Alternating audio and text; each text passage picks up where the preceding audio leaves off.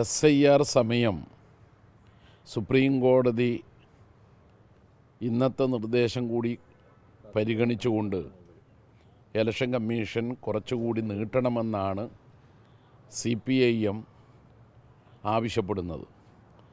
ഇത് സംബന്ധിച്ച് സംസ്ഥാനത്തെ കേന്ദ്ര ഇലക്ഷൻ കമ്മീഷൻ്റെ പ്രതിനിധിയായ ചീഫ് ഇലക്ടറൽ ഓഫീസർക്ക് CPIM കത്ത് കൊടുത്തിട്ടുണ്ട്.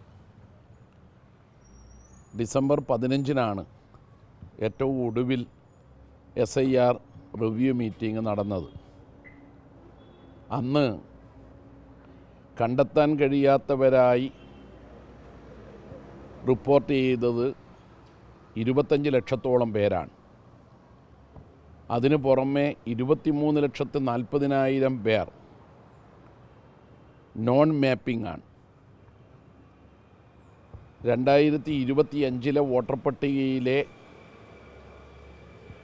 കണക്ക് പ്രകാരം കേരളത്തിൽ 2.78 കോടി വോട്ടർമാരുണ്ട്. ആ വോട്ടർ പട്ടികയാണ് മരവിപ്പിച്ചുകൊണ്ട് അതിൽ പേരുള്ളവർക്കെല്ലാം എന്യൂമറേഷൻ ഫോറം വീടുകളിൽ നൽകിയത്. എന്ന് പറഞ്ഞാൽ അതിനർത്ഥം 2.78 കോടി വോട്ടർമാരുണ്ടായിരുന്ന കേരളത്തിൽ SIRോടുകൂടി അതിൽപ്പെടുന്ന 23,40,000 പേർക്ക്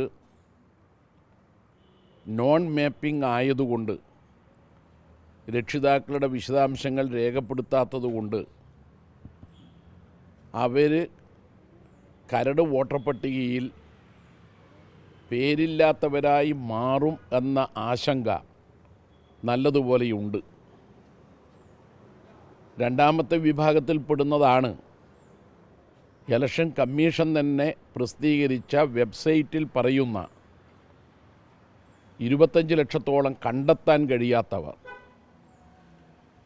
ഇത് കാസർഗോഡ് ജില്ലയിലെ തൃക്കരിപ്പൂർ നിയോജക മണ്ഡലത്തിലെ 177 നമ്പർ പോളിംഗ് സ്റ്റേഷനിലെ ഇലക്ഷൻ കമ്മീഷൻ ഔദ്യോഗിക വെബ്സൈറ്റിൽ പ്രസിദ്ധീകരിച്ച കണ്ടെത്താൻ കഴിയാത്തവരടക്കമുള്ള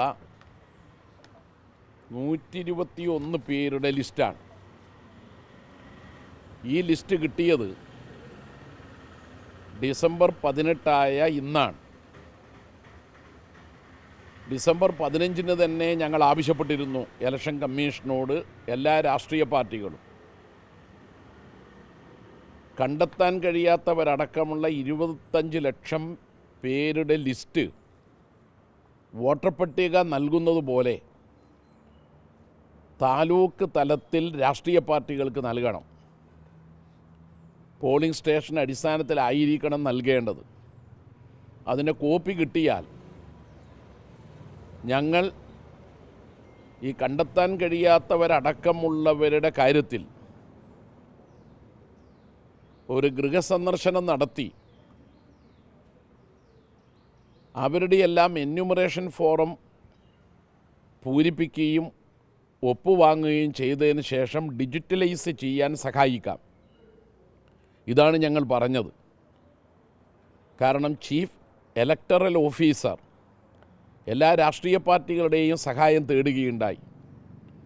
അങ്ങനെ സഹായം തേടാനുള്ളതിന് കാരണം കേരളത്തിൽ 50 ലക്ഷത്തോളം പേരുടെ വോട്ട് നഷ്ടപ്പെടാനിടയാവുന്ന അതീവ ഗൗരവതരമായ ഒരു സാഹചര്യമാണ് ഉണ്ടാവുക എന്ന് മനസ്സിലാക്കിക്കൊണ്ടാണ്